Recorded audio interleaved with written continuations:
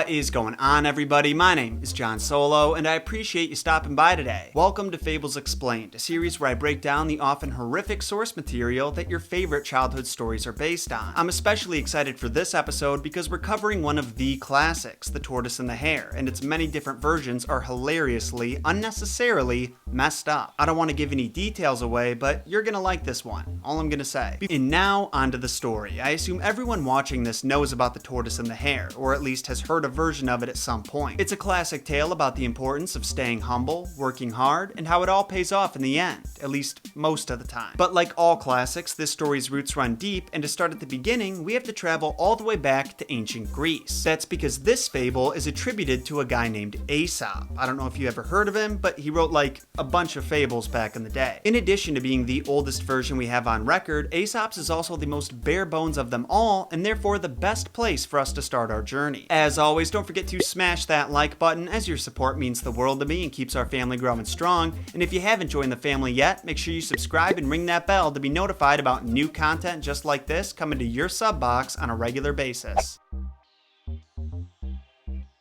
Now, Aesop's Tortoise and the Hare plays out as simply as it possibly could. It opens in the middle of the rising action with the hare mocking the tortoise for being so slow and asking him if he ever gets anywhere. The tortoise responds saying, "You betcha, and I probably get there faster than you think. Let's run a race and I'll prove it." Now, most hares would scoff at the idea of racing a tortoise, and this fellow was no exception, but he found it amusing enough that he accepted the challenge. A nearby fox consented to be the judge, marked out the distance, and before long, the runners were off. To no surprise, the hare disappeared from sight right after the race began, and because he wanted to embarrass the tortoise as much as he possibly could, he chose to take a nap just before crossing the finish line. The problem was, while the hare was sleeping, the tortoise kept creeping, and as is often the case with naps, the hare slept way too long, and by the time he woke up, his opponent was crossing the finish line. With the race now over, the tortoise was crowned victor, and we all learned a valuable lesson. The race is not always to the swift. Those are Aesop's words, not mine, but the way I interpret them is that you never know what skills will come in handy. In this instance, speed or swiftness was thought to be the most valuable, but due to the rabbit's hubris and idleness, it came third to an iron will and extreme focus. You gotta admire that this kind of wisdom existed way back then, during a time before anyone even bothered to write things down. And speaking of writing things down, this might surprise you, but Aesop never actually recorded his own fables. He just shared them orally, and they were collected by a guy named Demetrius. It's partly because of this fact that there's been a lot of debate over whether or not Aesop even existed. The most common belief is that he was a Greek slave sometime between 620 and 564 BCE. Other believers say he was the advisor to the king of Lydia during that time period, and there's even some who say he was the official riddle solver to the king of Babylonia. While all of these theories are interesting and possible, many experts say the most likely truth was that Aesop was just a name that was invented to provide an author for any stories about animals, and eventually the term story of Aesop just became synonymous with fable. Over the following centuries, his work was translated by several different authors, first into Latin, and from there into all kinds of different languages. And I really mean all kinds. This is one of those stories that every culture seems to have their own version of, each with their own unique details. I should clarify that not every version can be traced back to Aesop's. Many cultures had their own renditions of the short story too, probably because it's so straightforward and simple, but his version is still the oldest we've discovered.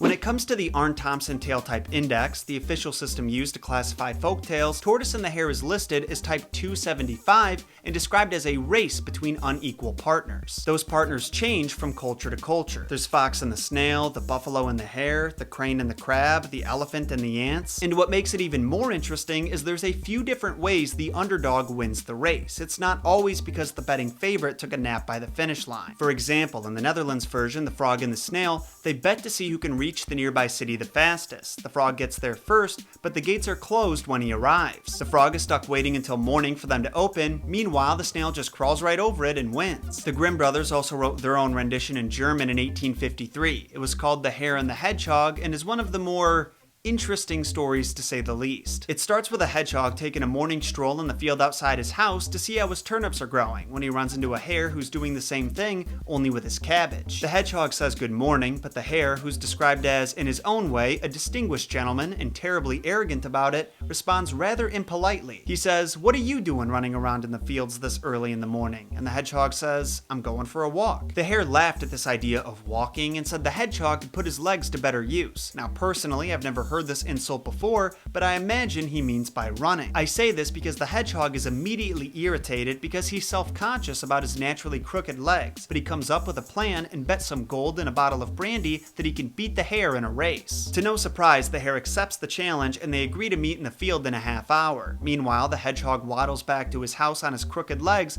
and tells his wife about the bet. Naturally, she freaks out because how would Mr. Hedgehog possibly win that race, but he calms his wife down in the most loving way. Hold your mouth, woman. This is my affair. Don't get mixed up in men's business. Now hurry up and get dressed because I need your help. I'm not sure if that was supposed to be ironic, but it certainly read ironically. So they go out in the field and the hedgehog tells his wife the plan. He and the hare will be running down 2 different trenches and won't be able to see each other. Meanwhile, she'll be waiting at the other side, so when the hare gets there and calls out to see if the hedgehog made it, his wife can pretend to be him and say yes. His wife walked to one side of the field while he walked to the other, where the hare was already waiting. When the race finally started, the hare put all his effort into getting there first, unlike the one in the original story. But when he got to the other side and called out to see where the hedgehog was, he was astounded to hear him say, "I'm already here." As a result, he challenged him, secretly her, to a race back to the other side. She accepted, and the same thing happened again, this time with Mr. Hedgehog. The hare could not believe that he lost 2 races in a row, so he challenged him again, and again, and again, but didn't win once, nor get out of the trench. It was on his 74th race across the field that he fell dead to the ground with blood flowing from his neck. Don't know how that happened, the story doesn't explain it, but he's just bleeding from his neck. The hedgehog then took his gold, brandy, and wife and celebrated the successful hustle with his beautiful hedgehog babies. And what's the moral of this story, you ask? Well, it's that no matter how distinguished a man thinks himself to be, he shouldn't make fun of a lesser man, even if that man's a hedgehog. Also, a man should make sure to marry a woman of his class. In other words, a hedgehog should marry a hedgehog. No, I didn't make those up.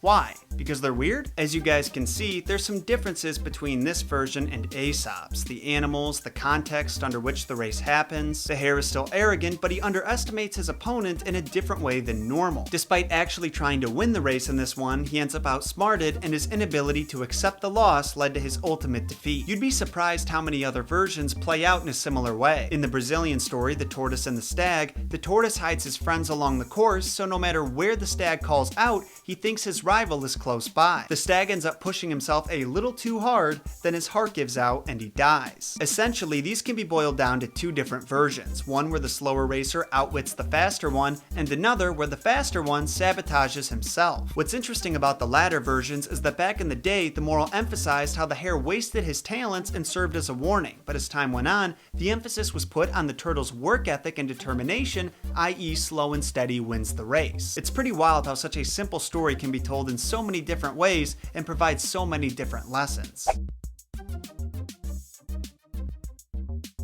There's one last version I want to share before I go because it's unlike any we've talked about so far. It was written in 1815 by the author Lord Dunsany. We haven't talked about Dunsany on this channel before, but during the 1910s he was considered one of the greatest writers in the English-speaking world. His best-known work is the 1924 fantasy novel The King of Elfland's Daughter, which isn't very popular nowadays, but had incredible influence over how the modern fantasy genre came to be. His take on The Tortoise and the Hare is the most unique in my opinion, and if you were planning to read only one of the stories we covered today, I would recommend this one, because my retelling of it isn't going to do Dunsany's writing style the justice it deserves. Basically what we've got here is a satirical take on the story. It opens by giving us some background information. Apparently there's been a growing source of division and bitterness in the forest, and that's an argument over which creature is faster, the tortoise or the hare. According to some, the hare has longer ears, so he's faster, obviously. And according to others, the tortoise has a hard shell, so naturally he would run hard too. For the longest time, these 2 parties would not talk to each other, so an actual contest couldn't be set up. But when a war nearly broke out between them, they agreed on a 500-meter race. Now the hare didn't want to race at all because he said there was no point. He's obviously much faster, but the tortoise accepted right away, much to the excitement of his supporters. When race day finally came, tensions were running high, so high that a goose and fox nearly got in a fight. Can you believe that? While the tortoise was walking around with his chest puffed out, ready to go, the hare could not have looked less interested, so many of his supporters decided they'd rather cheer for someone whose heart is actually in it. The tortoise's supporters repeated the mantra, hard shell, hard living. That's what the country wants. Straight up, that reminds me of what a sweatshop owner in the 50s would say when watching over his 10-cent an hour employees from the catwalk. Hard shell, hard living. That's what the country wants, boys. Remember, slow and steady wins the race. When the race finally started, the crowd fell silent as the hare went about 100 meters before the tortoise even left the starting line. When he saw how far behind his opponent was, he said, "You know, it's really very absurd to even bother racing a tortoise," and just plopped down right there. When the tortoise finally caught up, the hare went another 300 meters before deciding he just looked ridiculous racing a tortoise. He sat down again and just waited. When his supporters told him to get up and finish, he said, "What's the point?" laid down and took a nap. Roughly 2 hours later, the tortoise won, and all the animals perceived him to be the fastest in the forest. When they asked him what his victory meant, he deferred the question over to the turtle, who said, "It's a glorious victory for the forces of swiftness." Like he would actually know anything about that. Now, if you're wondering why you haven't heard this version before, where the real reason the hare lost is revealed, it's because many of the spectators died shortly after the race was finished. You see, one fateful night, a fire crept silently to the edge of the forest. The tortoise, hare, and a few other animals happened to be sitting on a hill on the other side when they saw the flames approaching. They hurriedly had a meeting to decide what messenger should be sent to warn the other animals in the forest, and after some debate, they sent the tortoise. How perfect is that ending? Probably not the one you would read to your kids, but it's the one I'm gonna read mine. I don't know whether or not Dunsany intended for there to be a moral in this one, and I'd hate to force it at the risk of sounding too preachy, but here's my take. Don't overthink things. Apply Occam's razor, because sometimes the most obvious answer is the right one. And that's where today's episode of Messed Up Origins comes to a close. What do you think, Solo fam? Let me know in the comments below. Between all the different versions and lessons and the history behind Aesop himself, this was a really fun one for me to research, and I was really excited to share it. So I hope you enjoyed it. If that was the case, I would love it if you could hit that like button so we can reach our goal of 10,000 likes this week. And if you really enjoyed it, you can also subscribe and ring that bell to be notified whenever I upload, which is about every week unless I'm working on something big. As usual, I've got the links to my social medias down below. It's on those pages that I post updates about my Messed Up Origins series, little glimpses of my life when I'm not making videos, and news about sales on our merch. I'll be seeing you all next week with another episode of Messed Up Origins. Until then, my name is John Solo, and remember, John shot first.